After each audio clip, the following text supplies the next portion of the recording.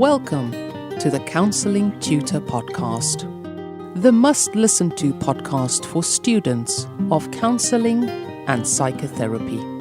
Here are your hosts, Rory Lees-Oakes and Ken Kelly. Hello and welcome to Counselling Tutor Podcast with me, Rory Lees-Oakes, and with me as always in the world of practice and ethics is my good friend and fellow traveller, Ken Kelly. How are you, Ken? I am very well, exceptionally well today, Rory. And as I come to you today, you may hear the pitter-patter of little raindrops on the roof of my studio. We're being bombarded, as we make this recording, by the first named storm, winter storm, to hit the UK. And it's making a noise. So if you hear, that's what it is. Yes, raindrops are literally falling on your head, aren't they, Ken? Oh, I like it. I'm going to burst into song any minute. This is episode 92 of the Counselling Tutor Podcast. Today, you can expect us to kick off with a discussion about developing your chosen modality. It's going to be an interesting topic, that one. And then going into Practice Matters, which is a specialist section that Rory is going to lead, going to be speaking about free speech in the therapy room, Rory. Tell me more. Yes, well, I'm going to be arguing strongly a point that was driven home to me when I was a student, that therapists are not agents of social control. In other words, we're not there to police clients' opinions or thoughts.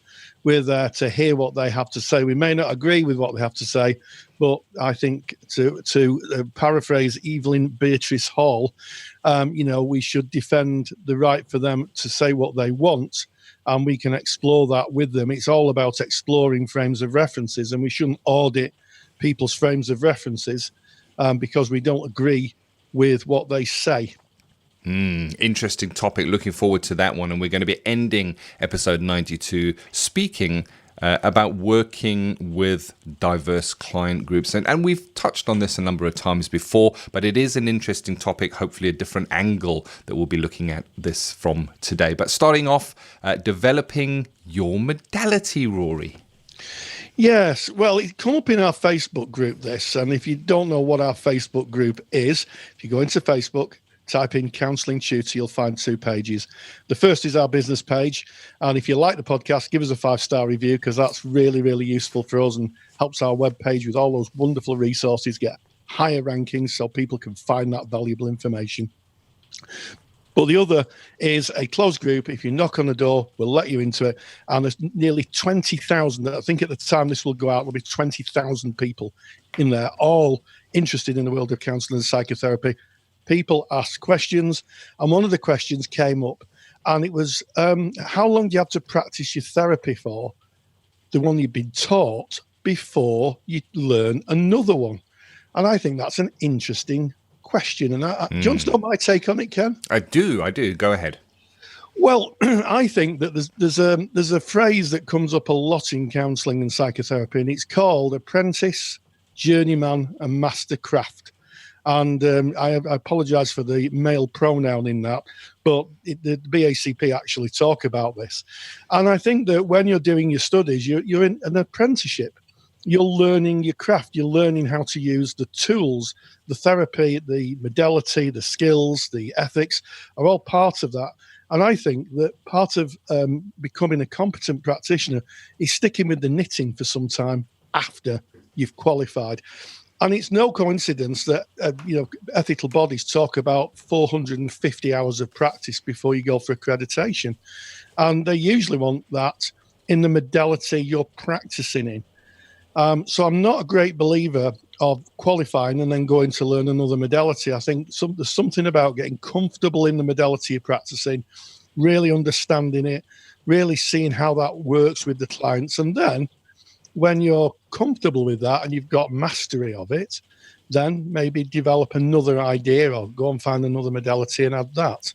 But I'm not a big fan of just graduating and then collecting a certificate in another modality, because unless you know how to use that, then the modality you've been taught, then I think that's the difficult one. I'll give you an example, Ken. What would happen if you had someone who qualified as an electrician and then decided to do a bricklaying course? Would you employ that person? Yeah. Well, they wouldn't be seen as a specialist, would they? They'd be seen as a jack of all trades. And I know if I was going to a doctor and I had a very specific knee problem, I would feel most confident going to a knee specialist rather than a general working on all body parts practitioner. Although I'm sure they could do the same kind of job, but I would, because of the nature of training, but I would feel more comfortable with someone who knows what they're doing. Yeah.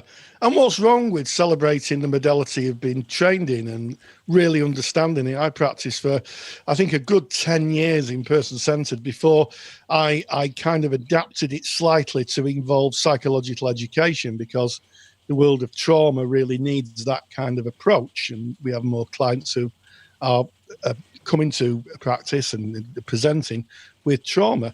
But I really do believe that there's something about really understanding the modality, gaining mastery of it, before you go on to develop another set of skills. Nothing wrong with it, but give it time, give the modality time to settle. 100%. I'm with you there, Rory. And I think that this is something that comes up a lot during training. We've certainly heard it when we were teaching, Rory, where you may be learning a base modality. Let's just take an example of person-centered. And you may be wondering, but is that really directive enough? Am I really making a difference if I'm just facilitating the client and letting them find their own way? And I can remember from my own studies, there was a time when I went into my supervisor and suggested, should I not be bringing in different interventions into what I'm practicing? Should I not bring in a little bit of CBT, a little bit of psychological education? And when we discussed that, it was my non-belief in the modality that I was working. And the only reason that I had that, I guess it's not really non-belief, but I hadn't fully bought in. I wasn't trusting the process, Rory. And it took a while. It took me a while in practice to actually see the changes in the clients before I was able to go, I get it now. And you really need to be out there practicing your chosen modality at depth to see that work. And of course, when you come across clients that don't fit your modality, being able to refer those clients onto someone else rather than trying to implement that modality from maybe a book you may have read on the topic. Yes. I think Ken's alluding to someone I met many years ago who said that they'd studied Jungian therapy. And I pointed out that it was Jungian, and they were on a person-centered course. And to be a Jungian psychoanalyst, you needed to study for about 5 years and be in therapy twice a week. You cannot learn another therapy from a book. You have to really examine and live the meta model before you can be efficient in it. You wouldn't want to be flown on your holidays by a pilot who's learned to fly from a book, would you? Oh, no, right there, no. The big book of aeronautics. Oh, yeah, no, definitely not. But it is interesting. I mean, the one thing that I've noticed, looking at the different modalities and the different theories that underpin those modalities, there's a lot of similarities in the modalities when you kind of get down to it. Maybe sometimes different words are used, and there are, of course, some stark differences, but there are so many similarities as well. I'd agree, Ken. Human suffering usually comes from very defined sources. The root of human suffering isn't very wide. It usually comes from childhood or experiences. Basically, no, that's it. You're 100% right. You're 100% right. And I think when we're thinking about modality, we're also thinking about the client's journey. And there are certain modalities that, if used together, can be confusing to the client. So if you started potentially with a purely person-centered way of working, where the client is in charge of where they're going, you are merely going along with them, and then came across a certain presentation where you thought, well, let's just jump into the old CBT here and bring in a little bit of homework and a little bit of direction and directiveness. What you need to be doing is this, this, and this. It can be very confusing for the client when modalities are mixed without the proper expertise. And I'm putting that in big bold, without the proper expertise, because of course, within integrative therapies, we are taking a little from each modality, but we're doing it in service of the client at the client's pace. Yeah, absolutely. I mean, integrative is a particular way of working. It's a modality in itself. You'll join on a number of diverse elements to form that. And the best example I can give is soup. If you think of a lovely vegetable soup, it takes care to mix those ingredients together. If it has carrots, it might have onions, it might have tomatoes, potatoes, and that needs to be mixed together in a way that is tasty and appealing. If you just serve someone up, raw carrots, potatoes, a bit of water, and said, there we go, that's vegetable soup. Well, that's the basis of it, but it would be very appealing and people wouldn't really want to eat it. And the same thing goes, I think, with therapy. If you're just a mishmash, I think it can be really dangerous and clients may be very confused. 1 minute it's non-directive, next minute there's homework coming out, next minute someone's talking about life scripts and ego states. And the client's got worries and they're having to balance all this. It can be, I think, very confusing and not very helpful. I agree. I love this topic. I think it's a very interesting topic. I think many students along their journey maybe do question whether the modality is enough. I've seen it asked so many times on the Facebook page as well. And I guess if there's anything here, it's trust. Trust in the process. Get out there and work your modality to the best of your ability, and study further in your modality. Study deeper. I mean, if you finish and you graduate, that's not the end of your studies. Continue with your continuing professional development and look for areas that underpin your modality, where you can strengthen elements of your modality. And I know for myself, it was very surprising to eventually become very attached, I guess, to my modality. Maybe over so, Rory. I was holding on for dear life. You don't say. Yeah. I think it forms a personal. It's important to the practitioner. I know a lot of practitioners in the CBT world, in the TA world, in the humanistic world, are very attached to the meta model. It's a very personal relationship they have with it, and I think that when that happens, as long as they can differentiate between what the model can help with and what it may not be able to help with, there's no problem there. So, yeah, and I think the other thing to remember is the modality is only part of the story of therapy. Ethics, skills, they're universal. They fit with any therapy. And it's a question we get asked in the Counselling Study Resource, our paid resource where people could come in and draw down resources. People will say, does it fit integrative? Does it fit transactional analysis? Well, the answer is yes, because within those modalities are all the other ingredients, such as ethics, such as skills, such as general good practice. So the modality is only a part of the whole cake of counselling. I'm using a lot of cooking. We've got soup, we've got cake. All we need now is how many you have to break some eggs to make an omelette, Rory, and then we're on to a winner.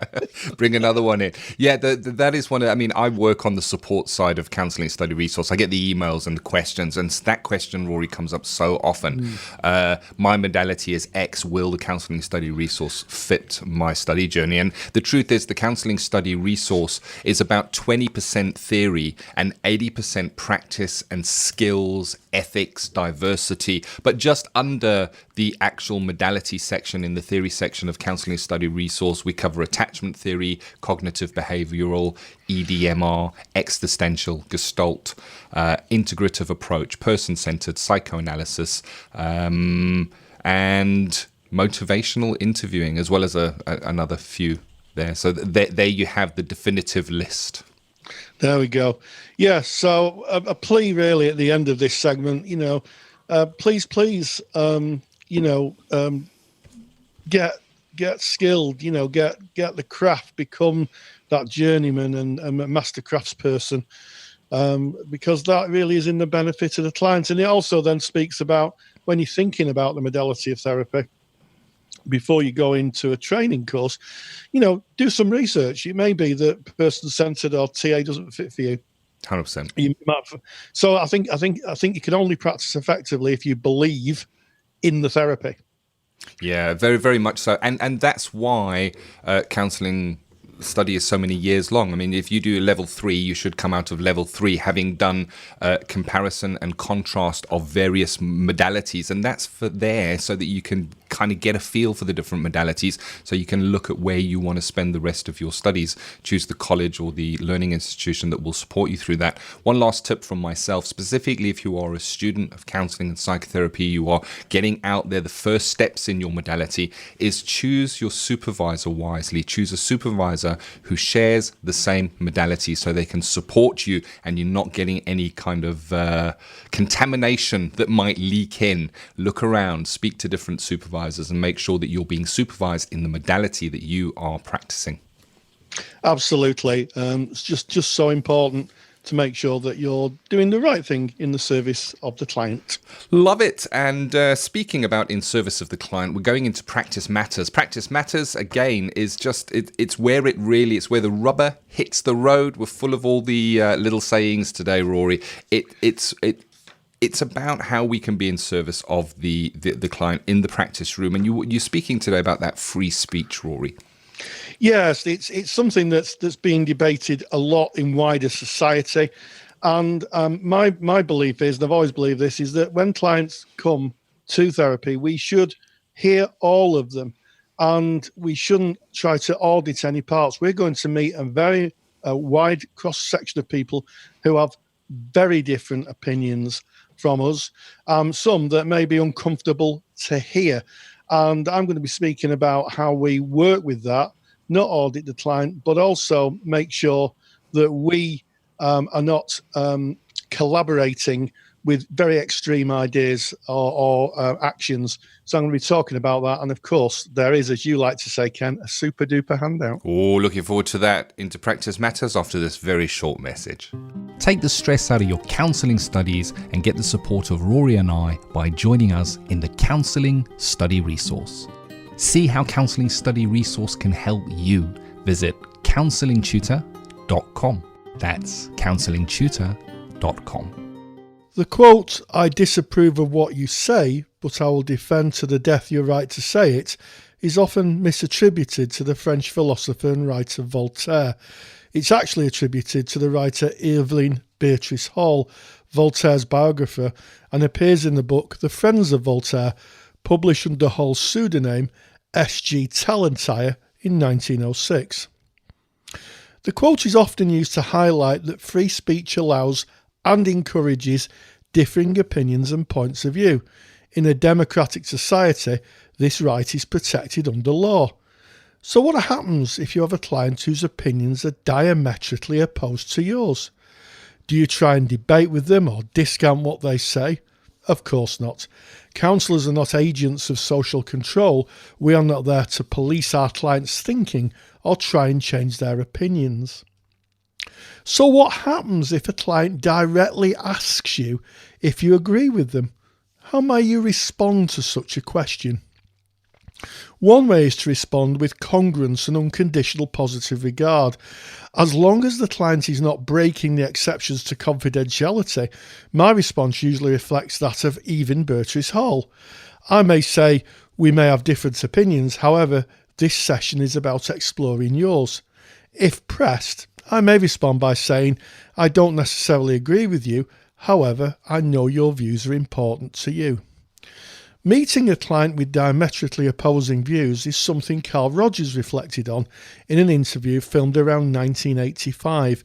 He was discussing his experiences of visiting South Africa during the rule of apartheid, a policy and system of segregation and discrimination on grounds of race. He was counselling an officer in the South African Army, an organisation which at the time subjugated the majority black population, an ideology which ran contrary to Rogers' own beliefs. These are his observations of that meeting in his own words. I'm very fortunate, and the client is very fortunate, if I can feel I can really accept you fully, just as you are, but sometimes that's very difficult. I held an interview with a young man in South Africa. I didn't know anything about him. It turned out he was an officer in the South African Army. Now, for me, that meant I stretched my empathic abilities to the very limit to try to be with him, to try to understand him, and try to be caring toward him. I didn't feel I did too well, and yet I've learnt since that the interview really changed the course of his life. So I feel that if I can be genuinely understanding and try to listen, I don't know the words, but to be meaning to try to understand the person that's hidden within each one of us is helpful. If I really care about this person in an unconditional way, that's helpful. If I can really be myself in the relationship, not a professional expert, not a quote psychologist, not a psychotherapist, just me in that relationship, that's helpful. All those things are possible, and when they come together, that creates a very powerful climate for change, for their growth, for the drying out of the potential of the client. Roger's response reminds me of the demands sometimes asked of a person-centred therapist, and indeed maybe all therapists, no matter what modality they practice. It also reminds me that these demands are sometimes difficult to achieve. Thank you, as always, Rory. Always important topics. I love Practice Matters because you discuss the stuff that matters. That's why it's probably called Practice Matters. And of course, you can get Rory's super duper handout. How do you get that? Well, you can get it for free. You just go to counsellingtutor.com. That's our mother website. If you haven't visited that and you only listen to our podcast, you are really missing out. It's counsellingtutor.com. In the top menu bar, there is a little tab that says podcast. Click on top podcast and go down to episode 92. That's today's episode. All of the show notes that we have discussed today will be there. That's kind of précis down for you. Any links that we may have mentioned or thought of after the episode will be added to that page. And of course, you can get Rory's super duper handout for free right from within that page. Of course, if you are already a member of the Counselling Study Resource, which is our paid for part of Counselling Tutor, well, that handout has already been added to your handouts vault, so you can just log in and that is there for you. It was a really interesting topic, Rory, and it just reminded me of unconditional positive regard, and we don't have to share the same views as another human to regard them with positivity, I guess. Absolutely, and it may be that people with very extreme views, as I alluded to, by allowing them to explore that, you might find the root of it. And sometimes I've seen people's perceptions change in the therapy room when they've explored the root of their ideas, and you may have come away thinking, well, maybe it's not exactly as I thought, but that's for them to work out. Yeah, it just shows how different we all are, which brings us beautifully onto our final topic for today, which is working with diverse client groups. Yes, and again, it's another topic that came up in the Facebook page, and the question that was asked was, could someone who's white, Christian and heterosexual work with someone who was different faith or different sexuality or had a different skin tone? And I'm going to be talking, talk about that, because I think the answer is that yes, you can. Counselling is about the common ground. And, we're all humans. There's a great quote, isn't there, from Shakespeare, tickle me, do I not laugh? Prick me, do I not bleed? Poison me, do I not die? It's the Merchants of Venice, Ken. Oh. And it's not on my shelf behind me, Rory. In my house we speak of little else, and it's the Merchants of Venice, and I think there's some truth in that. But I think that when you work with culturally different clients, you need cultural awareness. You need an idea of how the culture they come from is affected by wider society. And I think that's something that's taught within counselling courses. I know that when we taught together, Ken, there would be a module on diversity.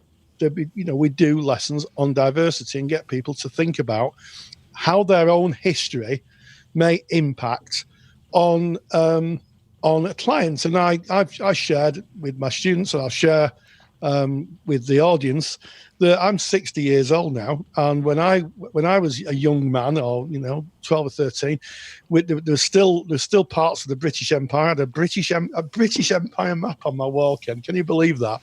And it said the sun never sets on the British Empire. Wow. And Yeah, and it was all the places that we owned. And, you know, that was the British Empire that we didn't actually own them. We'd kind of colonized them and subjugated them and robbed their resources. Yes. But yes, at the time it was considered, you know, this is the British Empire. And of course, we've moved away from that. You know, and also it wasn't unusual if you're on a football pitch to hear the chants of 2 World Wars and 1 World Cup when we're talking about the 1966 defeat of or the England winning the World Cup. People would go singing that, and of course these things are not acceptable anymore. You know, we don't do that. We're a society that understands that everybody's different, and we embrace diversity. So part of that is awareness, but I think that awareness is about your own story, to be honest. I think without looking at your own story, as I've just done, I think people can fall into a few traps, to be honest. Definitely. It's a topic I mentioned right at the head of this podcast that comes up again and again. It's an evergreen, and it will continue to come up. And yes, it is a very different world today than it was. I bumped into a friend that I last saw when I was about 5 or 6 years old, Rory. So that is years ago. About 3 weeks. Yes. And so we haven't seen each other for 45 years plus.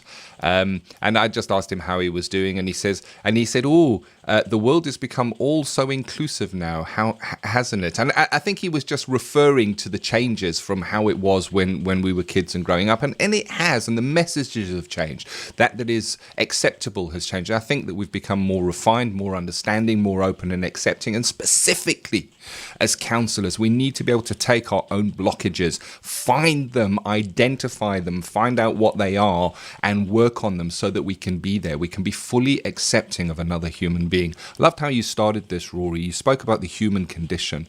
The people that sit opposite us they share one thing. They are human beings. They share the emotions, their laughter, cry, pain. Their pain is equal to our pain, and it is on that level that we can always relate. People come to counselling because there is something that is weighing them down. There is something that they want to share. There is something that they want to look at and work on, and we're there to work on that with them. So there is the commonality. It is that human condition. It bonds every single one of us. It really does. However, we also need to understand that there are differences, and differences are to be celebrated, and they are to be recognized, and they are to be understood. And you're 100% right, Rory.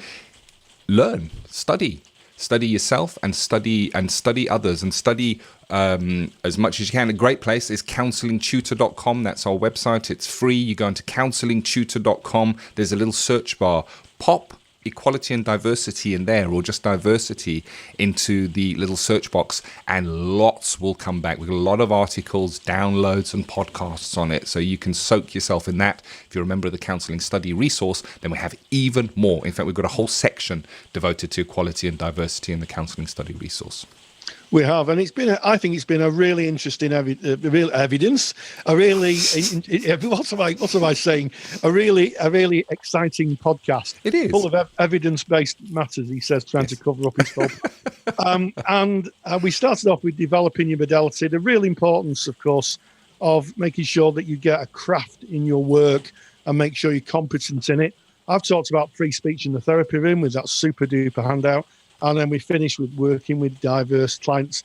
It's a great little podcast. I hope you enjoy it. And as always, stay grounded and stay safe. Take the stress out of your counselling studies and get the support of Rory and I by joining us in the Counselling Study Resource.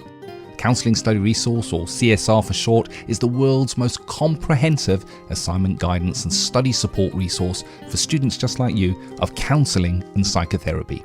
See how Counselling Study Resource can help you. Visit counsellingtutor.com. That's counsellingtutor.com. Thank you for listening to the Counselling Tutor Podcast.